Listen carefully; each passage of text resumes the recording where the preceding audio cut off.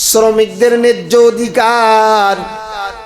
আমার নবী দুনিয়া থেকে বিদায় হয়ে যায়, নবী বলেন আসসালাত আসসালাত ওয়া মা মালাকাত ইয়ামিনুক। নবী বলেন নামাজ নামাজ, তোমরা নামাজ নামাজটাকে ঠিক রাখবা। 2 নাম্বার নবী বলেন তোমাদের অধীনস্থ যারা আছে অধীনস্থর ব্যাপারে তোমরা জুলুম করবে না, তোমরা জালেম হবে না, অধীনস্থর হক তোমরা পরিপূর্ণ দিবা। এ ভাই, ও গোটা দুনিয়ার মালিকেরা, ও ফ্যাক্টরির মালিকেরা, ও দোকানের মালিকেরা, এই জায়গায় আমার দোকানদার বাইরাও আছেন, অনেক ব্যবসায়ী বাইরাও আছেন। আমার নবী কত সুন্দর করে বলে দেয় আত্তাজিরু সুদুকুল আমিন। আমার নবী জানায় দেয় ন্যায় নীতিওয়ালা স্বচ্ছবান ব্যবসায়ী যারা, যেই ব্যবসার মধ্যে কোনো মিথ্যা কথা নাই, যেই ব্যবসার মধ্যে কোনো ধোঁকাবাজি নাই, এমন ব্যবসা আছে না নাই? আছে। আবার এমন ধোঁকাবাজি ব্যবসাও আছে। গরু কিনতে যাবেন, গরু কিনতে গেলে ভাই দাম কত? 1,20,000। দিলাম তোমারে 80,000। হ্যাঁ, সকালবেলা একজন 1 লক্ষ টাকা কইছে, আপনারা 20,000 টাকা কমে দেব। আসলে কোনো খরিদ্দার 1 লক্ষ টাকা কয় নাই।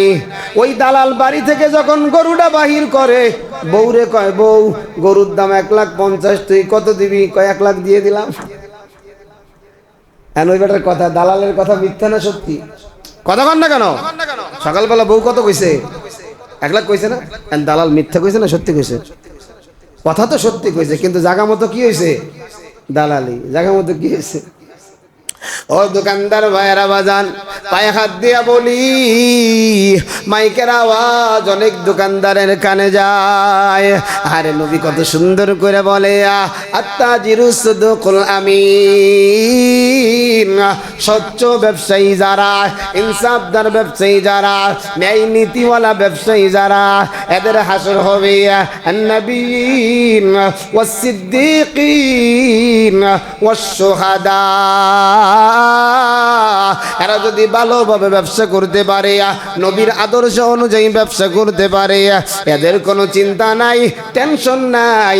আমার নবীর সাথে হাসর হইয়া নবীর সাথে জান্নাতের মেহমান হয়ে যাবে। সুবহানাল্লাহ। অথচ বহু ব্যবসায়ী আছে কিরা কইরা কয় ভাই আর 20 টাকা দে, এটা কিনা দাম আছে না নাই? কিনা দামের মধ্যেও বহু ভেজাল আছে। ও ভাই, আমি আপনি যদি ভালো নেক আমল করি, নেক কাজ করি, আমি যদি আমার শ্রমিকের ন্যায্য পরিশ্রম দিয়ে দেই, এটাও আমাকে আপনাকে সুপারিশ করে নাজাত দিতে পারে কি পারে না? কথা বলেন, পারে কি পারে না? বনি ইসরাইলের ভিতরে 3 বন্ধু ঘুরতে বাহির হইছে, একসাথে বেড়াইতে বাহির হইছে। 3 বন্ধু যখন ঘুরে, হঠাৎ করে মেঘের গর্জন, চতুর্দিক দিয়ে বিজলি চমকায়, হালকা হালকা বৃষ্টি পড়া আরম্ভ হয়ে গেছে। 3 বন্ধু চিন্তা করলো এবার তো আমরা একটা জায়গায় নিরাপদে আশ্রয় নেওয়ার দরকার, তা না হলে তো বৃষ্টির পানিতে আমরা ভিজে যাব। হঠাৎ করে তাকায় দেখে একটা গর্ত, একটা গুহা। 3 বন্ধু গুহার ভিতরে চুপচাপ করে ঢুকিয়া পড়ল, চুপচাপ করে বসিয়া পড়ল। এমন সময় এই প্রবল বাতাস, এই বাতাসের কারণে পাহাড়ের উপর থেকে বিশাল একটা পাথর আস্তে আস্তে গড়াইয়া 3 বন্ধু যেই গুহার ভিতরে বসেছিল, গুহার মুখে আইসা দাঁড়ায় গেল। 3 বন্ধু অনেক ধাক্কা ধাক্কির চেষ্টা করিয়া এবার দেখে এমন একটা পাথর, আমরা 3 জন কেন 300 জন মিলা ধাক্কা দিলেও পাথর সরবে না। জোরে কন্যা আল্লাহু আকবার। এবার 3 বন্ধু জীবন তো গেছে গেছে, শেষ। তো লাস্ট পর্যায়ে আল্লাহ বিল্লাহ একটু করি। এক বন্ধু কইতেছে ভাই আল্লাহ বিলাও করো, সাথে সাথে কার কি নেক আমল আছে, ওই নেক আমলের দোহাই দিয়ে আল্লাহর কাছে বলো আল্লাহ এই কাজটা যদি আমি আপনার সন্তুষ্টির জন্য করে থাকি, আজকের এই কঠিন বিপদ থেকে আমাকে নাজাত দিয়ে দাও। এক বন্ধু এবার আল্লাহর কাছে রোনাজারি শুরু করে দিল আর বলে, আল্লাহ, আমি একজন রাখাল, আমার পরিবারের রিজিক জোগানোর মাধ্যম শুধু এই রাখালি করা। আমি একদিন বাড়িতে ফিরতে ফিরতে অনেক রাত্র হয়ে যায়। রাত্রে গিয়ে দেখি আমার মাও ঘুমায় গেছে, আমার বাবাটাও ঘুমায় গেছে। আমি সর্বপ্রথম গাভীর স্তন থেকে দুধ দহন করি। দুধ দহন করার পর আমি দুধের পেলাটা নিয়ে আমার মা যে বিছানায় শুয়ে আছে মায়ের পাশে দাঁড়ায় রইলাম। আরে আমার স্ত্রী ক্ষুধার যন্ত্রণায় ছটফট করে স্ত্রীকে দুধ খাইতে দিলাম না। আমার সন্তানগুলা আব্বু আব্বু করে আমার পায়ের কাছে বহু গড়াগড়ি করেছে, আমি আমার সন্তানগুলাকে এক ডোক দুধ খাইতে দেই নাই। আগে আমার মা খাবে, ইয়ার পরে আমার সন্তানেরা খাবে।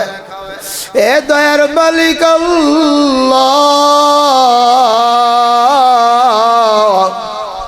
ওই দিন যদি আমার মাকে ভালোবাসা আপনার সন্তুষ্টির জন্য এই আমলটা করে থাকি, এই কাজটা যদি করে থাকি, আপনার কাছে ফরিয়াদ জানাই গো আল্লাহ, আজকে এই কঠিন মুহূর্তে আপনি ছাড়া বাঁচানোর মালিক কেউ নাই। আপনি একটু গুহার মুখ থেকে পাথরটা সরায় দেন। আল্লাহর বান্দা ক্রন্দন করতে দেরি, গুহার মুখ থেকে পাথর একটু সরে যাইতে দেরি হয় না। তবে এতটুকু পাথর সরেছে, ইচ্ছা করলে কেউ গর্ত থেকে বাহির হইতে পারবে না। এমন সময় আরেকজন ডাক দিয়া কয়, ভাই, তোমরা একটু তোমাদের নেক আমল নিয়ে আল্লাহর কাছে সুপারিশ জানাও। এমন সময় এক মালিক ডাক দিয়া বলে, আল্লাহ, আমার কাজে একদিন অনেকগুলা শ্রমিকরা আমি ক্রয় করি। সব শ্রমিকগুলা যার যার পারিশ্রমিক নিয়ে চইলা যায়, কিন্তু একটা শ্রমিক সে তার পারিশ্রমিক না নিয়া তিনি ওখান থেকে চলে যায়। আমি চিন্তা করলাম শ্রমিকের এই টাকাটা আমি বসায় রাখবো না। আমি সেই শ্রমিকের টাকা দিয়ে একটা বকরি কিনলাম, ছাগল কিনলাম। আস্তে আস্তে ওই ছাগল থেকে বাচ্চা দিল। ওই ছাগল থেকে একের পর এক বাচ্চা দিয়ে দিয়া বিশাল কয়েক হাজারের একটা ছাগলের পাল হয়ে গেল। হঠাৎ করে একদিন শ্রমিক এসে বলে, মালিক, আপনার কাছে আমি একদিনের পারিশ্রমিক পাই। ও মালিক, আজকে আমার বড় প্রয়োজন, আমার পরিশ্রমটা দিয়ে দাও, আমার টাকাটা দিয়ে দাও। আয় আল্লাহ, আমি তখন ওই শ্রমিকরে বলেছিলাম, ভাই, ডানে বামে তাকায় দেখো, যতগুলো ছাগল দেখা যায় এই সবগুলা তোমার পারিশ্রমিক, সবগুলার মালিক তুমি। শ্রমিক ডাইকা ডাইকা বলে, মালিক, আপনি কি আমার সাথে উপহাস করছেন? আমাকে আপনি বিদ্রুপ করছেন? আমি ওই দিন বলছিলাম, শ্রমিক ভাই, না না না, এইটা সবগুলা তোমার টাকার। আমি তোমার টাকাটা আমি বসায় না রেখা আমি ছাগল কিনের পরে লালন পালন শুরু করি। ভাই, তুমি নিয়ে যাও। সব ছাগলগুলা শ্রমিক ভাই নিয়ে গেল। আয় আল্লাহ, ওই দিন আমি পারতাম ওই শ্রমিকরে তার শ্রমের টাকাটা দিয়ে দিতে, কিন্তু না দিয়া সবগুলা ছাগল দিয়ে দিলাম। এইটা যদি আপনাকে রাজি খুশি করার জন্য কইরা থাকি গো আল্লাহ, আজকে এই কঠিন বিপদ থেকে আপনি আল্লাহ একমাত্র নাজাত দিতে পারেন, আমাদেরকে নাজাত দিয়া দেন। তো শ্রমিকদের অধিকার আদায় হবে না। এজন্য শ্রম নীতি যদি ঠিক করতে চাই, তাহলে এক নাম্বার হলো ইসলামকে ক্ষমতায় নিতে হবে। ঠিক কিনা বলেন? ইসলাম, যে ইসলামের মধ্যে কোনো ভেজাল নাই, ভেজাল নাই, সেই ইসলামকে ক্ষমতায় নিতে হবে। ইসলাম যদি মডারেট ইসলাম হয় তো প্রথমেই ভেজাল, কারণ ইসলাম আর মডারেট এক হতে পারে? কথা বলেন না কেন, পারে? পারে না। জন্য ইসলাম, বিষয়টা খেয়াল রাখবেন, ইসলামের সাথে অন্য কিছু যুক্ত হবে সেটা ইসলাম নয়। ইসলাম ডাইরেক্ট ইসলাম, এখানে আর কোনো কিছু যুক্ত হওয়ার সুযোগ নাই। মনে করেন ইসলাম পর্দা করা ফরজ করেছেন। পর্দা কি ভাই? আমি করি না, এটা আমার ব্যর্থতা, কিন্তু আমি অস্বীকার করি না। কিন্তু আমি একথা যদি বলি, আরে পর্দা না করলে কি হয়, তাহলে ইসলামে আসি না গেছি? কথা বলেন, আসি না গেছি? হ্যাঁ, আমাদের মধ্যে কমজোরি, আমলের ভিতরে কমজোরি, আমরা পরিপূর্ণ ইসলামের পাবন্দী হতে পারি নাই, এটা আমরা স্বীকার করি। আমরা যদি এইভাবে স্বীকার করে যাই, একদিন হলেও আল্লাহ পাক জান্নাতের মালিক আমাকে আপনাকে বানাবে ইনশাআল্লাহ। আর যদি স্বীকারই না করি তো ইসলামের মধ্য থেকে তো বের হয়ে যাব। কারণ কি জানেন? আমার আল্লাহ নবীজিকে বলবেন, ও নবী, যাও না, গিয়ে দেখো না জাহান্নামের ভিতরে তোমার কতগুলো উম্মত আছে, তাদেরকে নিয়ে আসো। সুবহানাল্লাহ বলবেন না? নবীজি দুই হাত দিয়ে এমন করে সব উম্মত গুলোরে জাহান্নাম থেকে এনে জান্নাতে ঢুকায় দিবে। সুবহানাল্লাহ বলেন না? কিয়ামতের ময়দানে এক নাম্বার সুপারিশকারী হলো নবীগণ। সুবহানাল্লাহ পড়েন। দুই নাম্বার সাহাবাগণ, তিন নাম্বার শহীদগণ, চার নাম্বার আলেমগণ। সুবহানাল্লাহ পড়বেন না? সুপারিশকারী হয়ে। পাঁচ নাম্বার যারা জান্নাতের টিকিট পেয়ে যাবে তারাও সুপারিশকারী হবে। সুবহানাল্লাহ পড়ে। সন্তান জান্নাতের টিকিট পেয়ে গেছে, আল্লাহরে বলবে, আল্লাহ আমি তো এক মায়ের পেটের মধ্যে ছিলাম, আমি যখন মায়ের পেটে আসছিলাম আমার আব্বার তো ঘুম ছিল না, আল্লাহ এই মা বাবারে তুই কেমনে জাহান্নামে যায়? আল্লাহু আকবার কর। আল্লাহ বলে, যাও তোমার মা এবং বাবাকেও নিয়ে আসো, তাকেও জান্নাত দিয়ে দিলাম। সুবহান। তো নবীজি একবার আনার পরে আল্লাহ আবার বললেন, ও নবী, আবার একটু যাও না, গিয়ে দেখো না তোমার কোনো উম্মত আছে কিনা। আবার নবীজি আরেকটা এরকম ভেসাল, চেনেন ভেসাল? আমাদের দেশের ভাষা ভেসাল, যে খাল যতটুকু ভেসালটাও ততটুকু, মাছ পুকুর ফাঁক পুকুর মারার সুযোগ নাই, সিরা মেরা থাকলে এটা পড়ে যাবে। নবীজি আবার আরেকটা খেও দিয়ে জান্নাতে ঢোকায় দেবে। সুবহানাল্লাহ পড়ে। নবীজিকে আল্লাহ পাক আবার বলবেন, নবী গো আবার যাও না। তৃতীয়বার নবীজি এরকম আরেকটা খেও দিয়ে যারা আছে সবাইকে জান্নাতের ভিতরে ঢোকায় দিবে। আল্লাহু আকবার পড়েন। এবার নবীজিকে আল্লাহ বলবেন, ও নবী, আর কি কেউ আছে আপনার উম্মত? আল্লাহ আর কোন উম্মত রে তো দেখি না। আল্লাহ কয়, আর উম্মত রে পাইলেন না? কয় না আল্লাহ, আর কেউ নাই। এমন সময় আমার আল্লাহ নিজের কুদরতি হাত দিয়ে জাহান্নামের ভিতরে একটা খেও দিবে, যাদের মধ্যে জাররা পরিমাণ ঈমান আছে, কয়লার মতো কালো হয়ে হয়ে উঠবে। আল্লাহ পাক অসংখ্য অগণিত মানুষকে জান্নাত দিয়ে দেবে। কিতাবের ভিতরে আসছে এই মানুষগুলো কারা জানেন?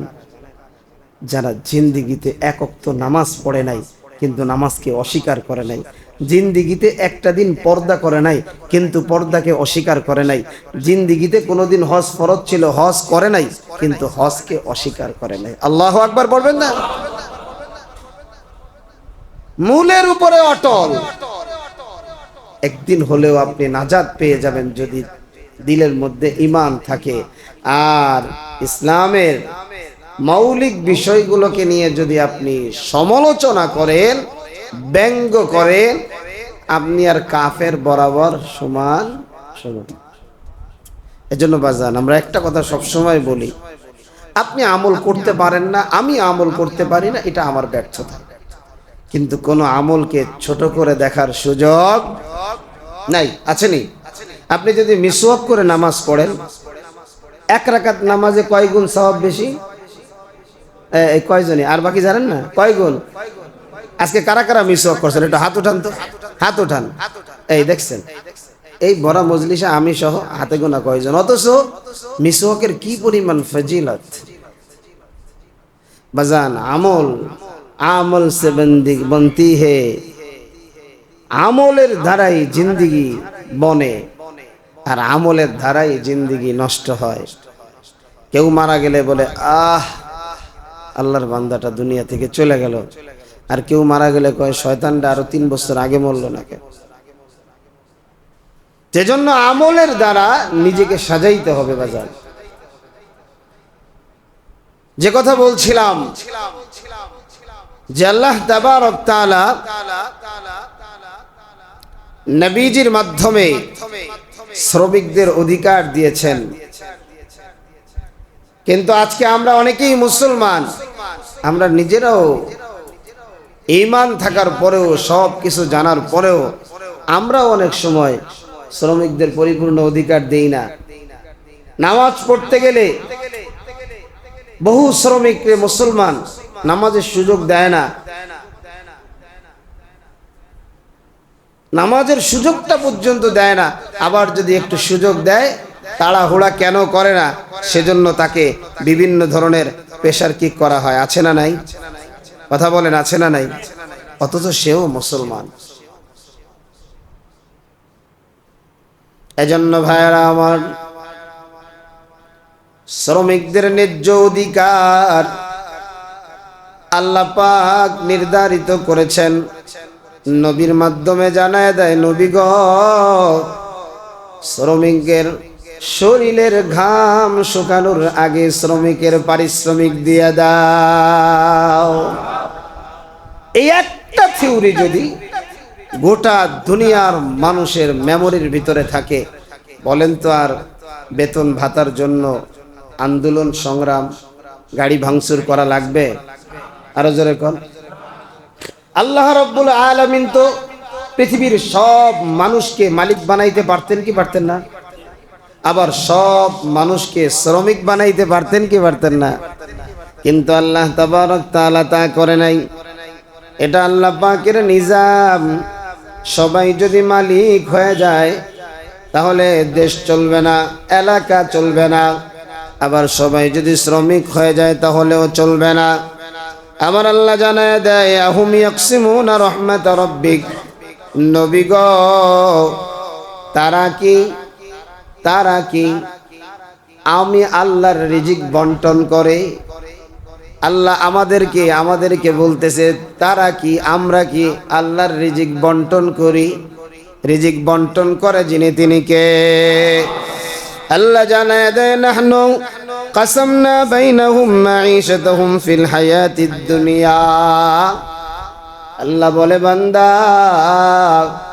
তোমরা বন্টন করো না, আমি তোমাদের পার্থিব জীবনের রিজিকটা আমি আল্লাহ বন্টন করে দেই। সুবহানাল্লাহ। ওয়া রাফা'না বা'দাহুম ফাওকা বা'দিন দারাজাত। আমি আল্লাহ একজনের উপরে আরেকজনকে প্রাধান্য দিয়েছি। আমি আল্লাহ কাউকে মালিক বানাইলাম, আমি আল্লাহ কাউকে শ্রমিক বানাইলাম, আমি আল্লাহ কাউকে কৃষক বানাইলাম, আমি আল্লাহ কাউকে ব্যবসায়ী বানাইলাম, আমি আল্লাহ কাউকে ড্রাইভার বানাইলাম, আমি আল্লাহ কাউকে মুসি বানাইলাম। কেন জানো? লিয়াত্তাখিযা বা'দুহুম বা'দান সুখরিয়া, যাতে করে তোমরা একে অপরকে সেবক হিসাবে গ্রহণ করতে পারো। জোরে জোরে কোন সুবহানাল্লাহ। আল্লাহ রাব্বুল আলামিন আমাদের স্তর ভিন্ন এক এক রকম যিনি করেছেন তিনি কে? এজন্য ভাই কোনো কাজকে খাটো করে দেখার সুযোগ নাই। কারণ আব্বাজান আদম নবী কৃষি কাজ করেছে। জোরে জোরে কোন সুবহানাল্লাহ, আরো জোরে কোন সুবহানাল্লাহ। বাংলাদেশ সহ সারা পৃথিবীর কৃষকরা যদি একটা বছর ধর্মঘট করে কৃষি কাজ না করে, ধান চাল আলু পেঁয়াজ আরো যা আছে কোথায় পাবেন? কথা কন ঠিক না? মেশিন দিয়ে বানানো যাবে? ও বানায় শুনছি প্লাস্টিকের চাউল আছে, ও একবার খাইলে আমার মনে হয় অসুস্থ হয়ে ঘরে পড়ে থাকা লাগবে। এজন্য ভাই কৃষককে ছোট চোখে দেখা যাবে না। আল্লাহর এক একটা নবী এক একটা কাজ করেছেন। হযরতে নূহ আলাইহিস সালাতু ওয়াস সালাম আদমে সানি, তিনি কাঠ মিস্ত্রি ছিলেন। সুবহানাল্লাহ পড়েন।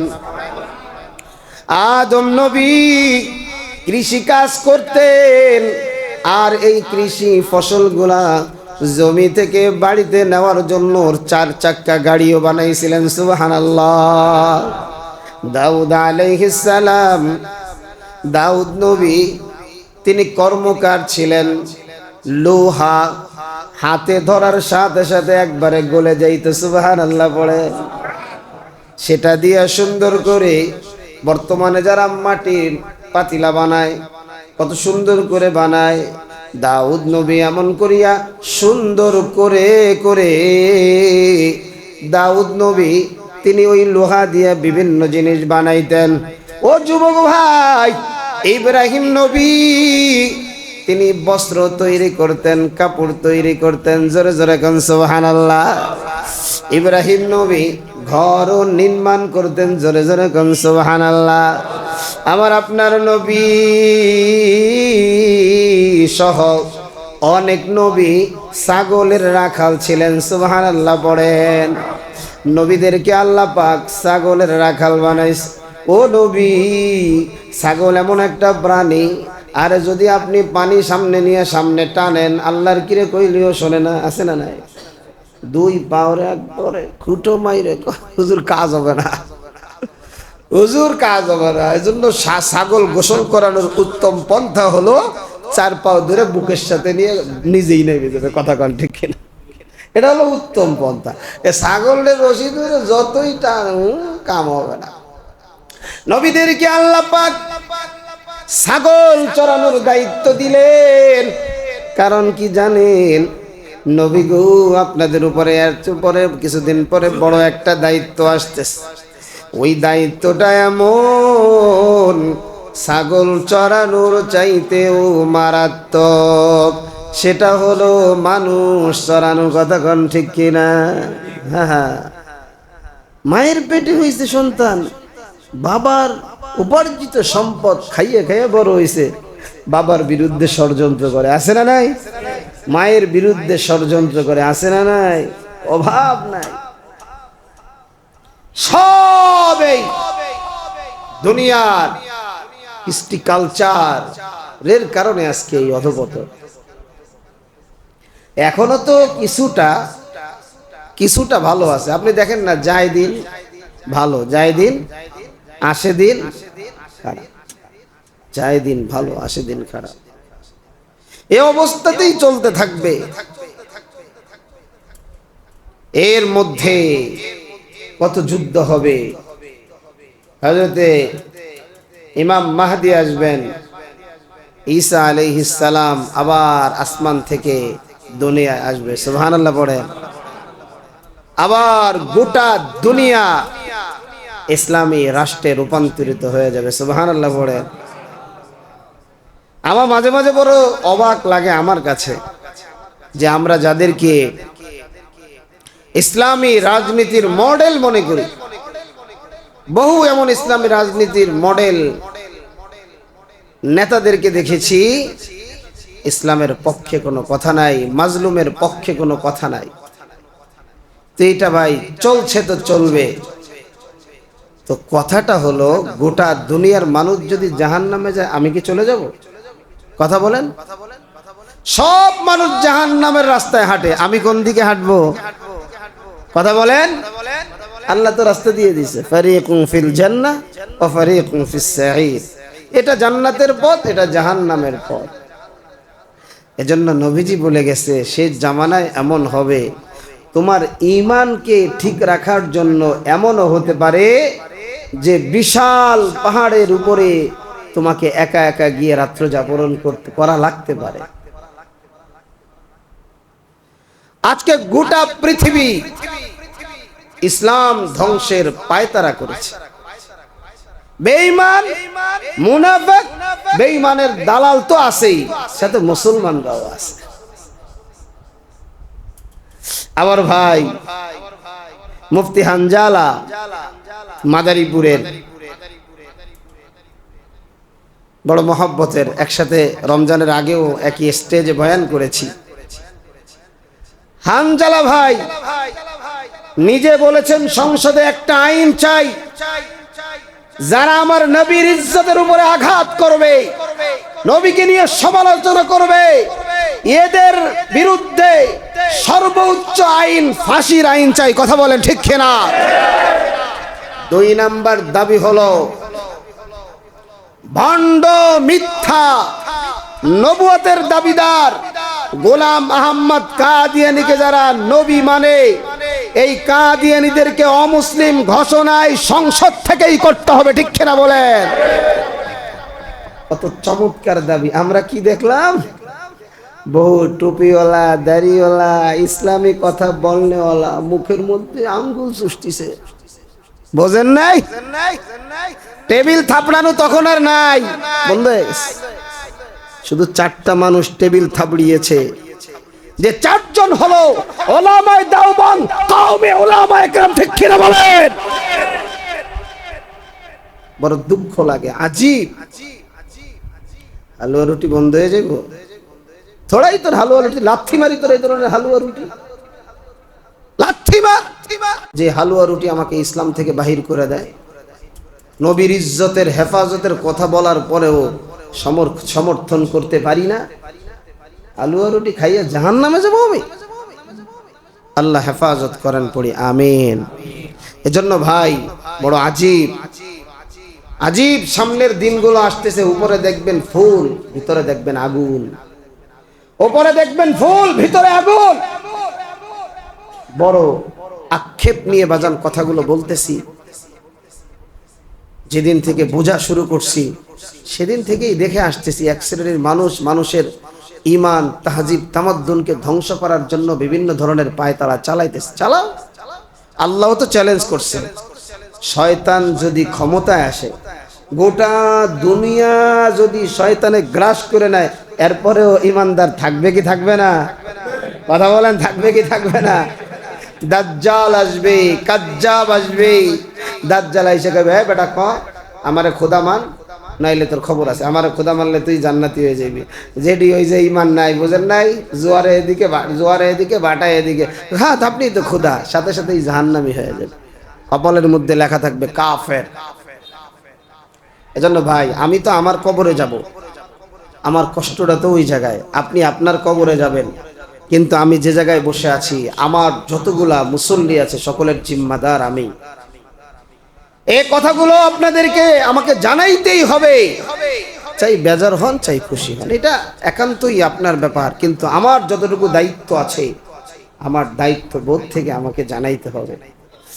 ভাইরা আমার, যে কথা বলছিলাম, শ্রমিকদের ন্যায্য অধিকার, আমার নবী দুনিয়া থেকে বিদায় হয়ে যায়, নবী বলেন আসসালাত আসসালাত ওয়া মা মালাকাত ইয়ামিনুক। নবী বলেন নামাজ নামাজ, তোমরা নামাজটাকে ঠিক রাখবা। 2 নাম্বার নবী বলেন তোমাদের অধীনস্থ যারা আছে, অধীনস্থর ব্যাপারে তোমরা জুলুম করবে না, তোমরা জালেম হবে না, অধীনস্থর হক তোমরা পরিপূর্ণ দিবা। এ ভাই, ও গোটা দুনিয়ার মালিকেরা, ও ফ্যাক্টরির মালিকেরা, ও দোকানের মালিকেরা, এই জায়গায় আমার দোকানদার বাইরাও আছেন, অনেক ব্যবসায়ী বাইরাও আছেন। আমার নবী কত সুন্দর করে বলে দেয়, আত্তাজিরু সুদুকুল আমিন। আমার নবী জানায় দেয়, ন্যায় নীতিওয়ালা স্বচ্ছবান ব্যবসায়ী যারা, যেই ব্যবসার মধ্যে কোনো মিথ্যা কথা নাই, যেই ব্যবসার মধ্যে কোনো ধোঁকাবাজি নাই, এমন ব্যবসা আছে না নাই? আছে। আবার এমন ধোঁকাবাজি ব্যবসাও আছে, গরু কিনতে যাবেন, গরু কিনতে গেলে ভাই দাম কত, 1,20,000, কয় দিলাম তোমারে 80,000।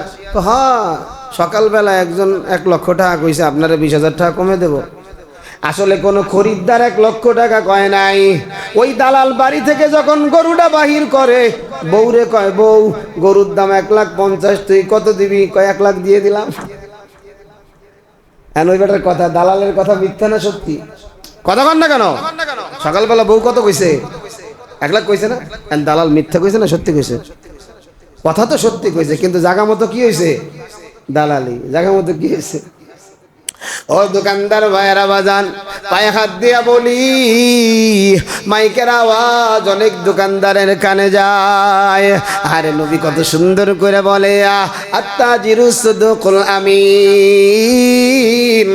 স্বচ্ছ ব্যবসায়ী যারা, ইনসাফদার ব্যবসায়ী যারা, ন্যায় নীতিওয়ালা ব্যবসায়ী যারা, এদের হাসর হবে আন-নবিয়্যিন ওয়াস-সিদ্দীকিন ওয়াশ-শুহাদা। এরা যদি ভালোভাবে ব্যবসা করতে পারে, নবীর আদর্শ অনুযায়ী ব্যবসা করতে পারে, এদের কোনো চিন্তা নাই, টেনশন নাই। আমার নবীর সাথে হাসর হইয়া নবীর সাথে জান্নাতের মেহমান হয়ে যাবে। সুবহানাল্লাহ। অথচ বহু ব্যবসায়ী আছে, কিরা কইরা কয়, ভাই আর 20টা টাকা দে, এটা কিনা দাম আছে না নাই? কিনা দামের মধ্যেও বহু ভেজাল আছে।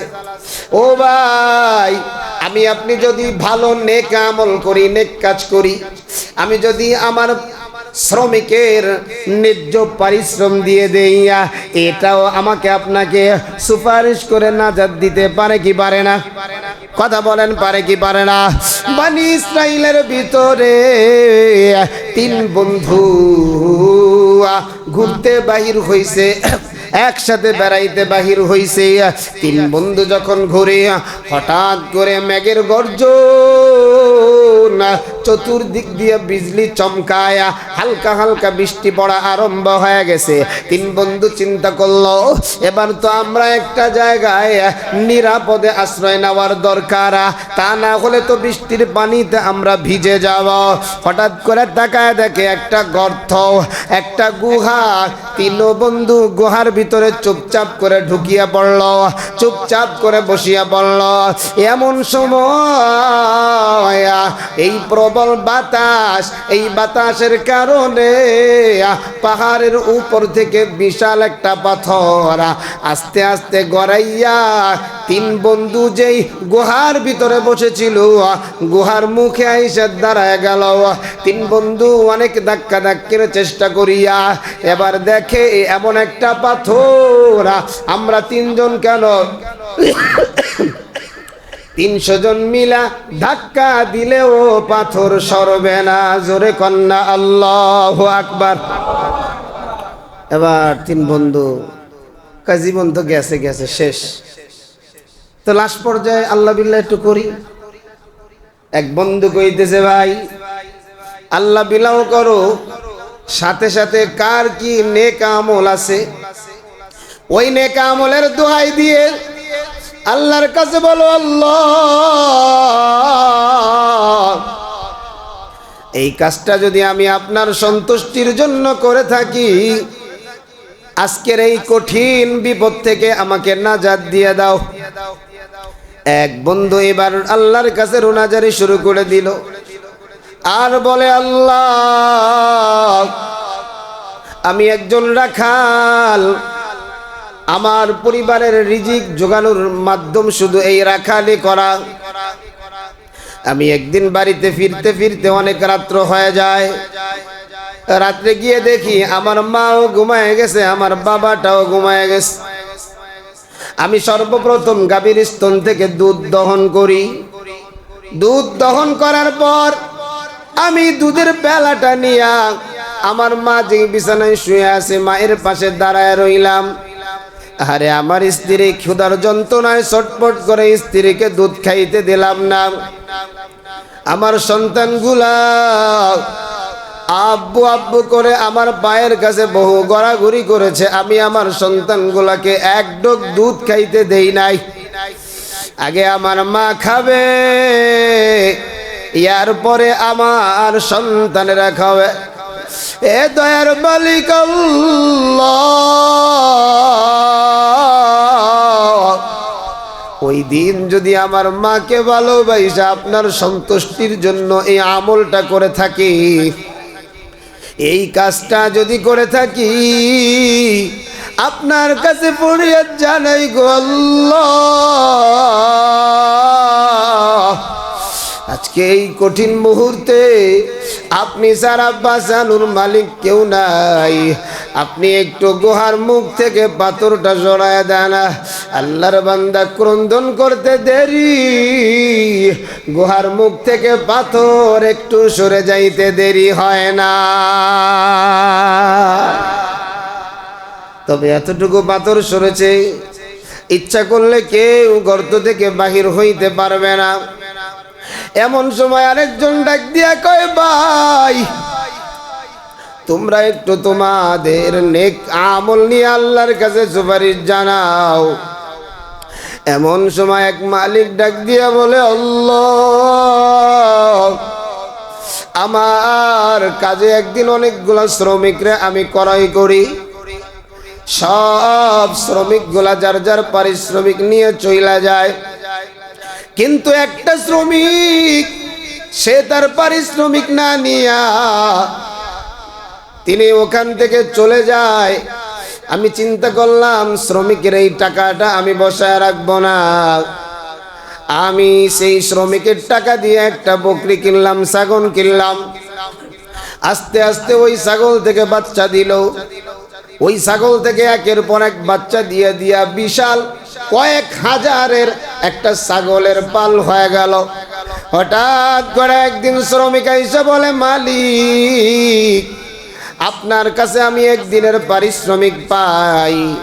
ও মালিক, আজকে আমার বড় প্রয়োজন, আমার পরিশ্রমটা দিয়ে দাও, আমার টাকাটা দিয়ে দাও। আয় আল্লাহ, আমি তখন ওই শ্রমিকরে বলেছিলাম, ভাই ডানে বামে তাকায় দেখো, যতগুলো ছাগল দেখা যায় এই সবগুলা তোমার পারিশ্রমিক, সবগুলার মালিক তুমি। শ্রমিক ডাইকা ডাইকা বলে, মালিক আপনি কি আমার সাথে উপহাস করছেন? আমাকে আপনি বিদ্রুপ করছেন? আমি ওই দিন বলছিলাম শ্রমিক ভাই, না না না, এইটা সবগুলা তোমার টাকার, আমি তোমার টাকাটা আমি বসায় না রেখা আমি ছাগল কিনের পরে লালন পালন শুরু করি। ভাই তুমি নিয়ে যাও। সব ছাগলগুলা শ্রমিক ভাই নিয়ে গেল। আয় আল্লাহ, ওই দিন আমি পারতাম ওই শ্রমিকরে তার শ্রমের টাকাটা দিয়ে দিতে, কিন্তু না দিয়া সবগুলা ছাগল দিয়ে দিলাম। এইটা যদি আপনাকে রাজি খুশি করার জন্য কইরা থাকি গো আল্লাহ, আজকে এই কঠিন বিপদ থেকে আপনি আল্লাহ একমাত্র নাজাত দিতে পারেন, আমাদেরকে নাজাত দিয়া দেন। আল্লাহর বান্দা যখন চোখের পানি ছায়রা দিছে, সঙ্গে সঙ্গে বিশাল পাথরটা চলে গেছে। ভাই ও ভাই, দুনিয়াতে থাকা অবস্থায় যদি মালিক শ্রমিকরে পারিশ্রমিক দেওয়ার পর অতিরিক্ত দেয় নাই, যতটুকু পেয়েছিল ততটুকু দিয়েছে। আল্লাহ যদি দুনিয়াতে নাজাত দেয়, আজকে যদি আমরা মালিক পক্ষ, আমরা যদি সব শ্রমিকের সাথে ভালো ব্যবহার করি, তাদের ন্যায্য অধিকার আদায় করে দিতে পারি, সময় মতো যদি দিয়ে দিতে পারি, নবীজি বলেছেন ঘাম শুকানোর আগে তাদের পারিশ্রমিক দিয়ে দাও। এই থিওরির উপরে যদি আমল করতে পারি, আমার তো মন বলে আল্লাহ পাক ওই মালিকগুলোকেও জান্নাতের মালিক বানায় দেবে। ঠিক কিনা বলেন? ঠিক কিনা বলেন? আল্লাহ রাব্বুল আলামিন আমাকে আপনাকে আমাদের সকলকে অধীনস্থ যারা আছে সকলের সাথে ইনসাফের সাথে আচরণ করতে পারি সেই তৌফিক দান করেন, পড়ি আমিন। বাজান, হক পথে ইনকাম করা এটা হলো ফরজ। তালাবুল কাসবি হালালুন ফরিদাতুন বাদাল ফরিজা। এবার আপনি দেখবেন আপনি যে কাজটা করতেছেন হারামের সাথে লাগানো আছে কিনা, তাহলে এই কাজের মাধ্যমে যেই পারিশ্রমিক পাবেন সেটা হারাম। জন্য আমরা এক কথাই বলি, সুদী ব্যাংকিং এর সাথে যত চাকরিজীবী চাকরি করে সব টাকা হারাম, সব টাকা কি হারাম।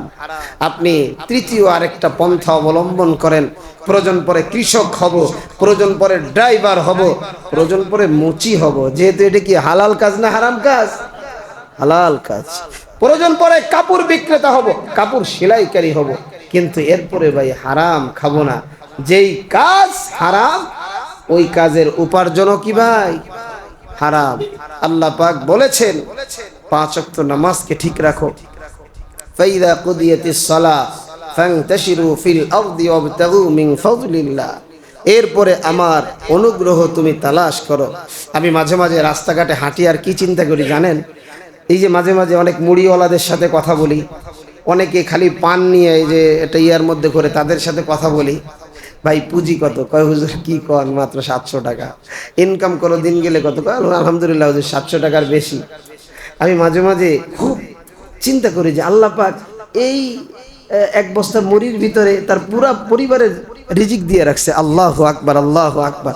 তাও হালাল রিজিক। এক ভাই রিক্সা নিয়ে বাহির হয়, রিক্সা চালায়, আল্লাহ পাক তার পুরা পরিবারের রিজিকটাই রিক্সার ভিতরে দিয়ে রাখছে। আমি এগুলো মাঝে মাঝে চিন্তা করি। অনেকে হয়তো এটা চিন্তা করেন না, আবার অনেকে মনে করবেন হুজুর এগুলো চিন্তা করার দরকারটা কি? ভাই আপনি যখন এগুলো চিন্তা করবেন তো ইবরত হাসিল হবে। আল্লাহ তুমি আমারে কত ভালো রেখেছো, আল্লাহু আকবার, তুমি আমারে কত ভালো রেখেছো, এভাবে শুকরিয়া আদায় করা। আমরা তো একবার খালি উপরের দিকে উঠলে আর নিচের কোনো খবর থাকে না। অথচ সাহাবা একরাম গভর্নর হয়ে গিয়েছেন, প্রেসিডেন্ট হয়ে গিয়েছেন, অর্ধজাহানের বাদশাহ হয়ে গেছে। এরপরে ওই যে সেই ছোটবেলার কাহিনীগুলো এখনো বলে মনে আছে সাহাবা একরামের, কিন্তু আমাদের মধ্যে থাকে না। যার মধ্যে থাকে কেবলমাত্র সেই শিক্ষা অর্জন করতে পারে।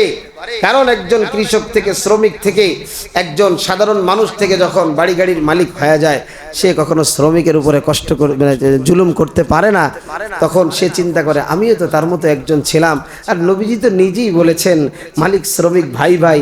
নবীজি শিখিয়ে দিয়ে গেছে আল মুসলিম আখুল মুসলিম, এক মুসলমান আর এক মুসলমানের ভাই ভাই। ও ভাই, এজন্যই তো তাকায় দেখেন না কত কোটি কোটি টাকার মালিক রাস্তার ফকির হয় কি হয় না?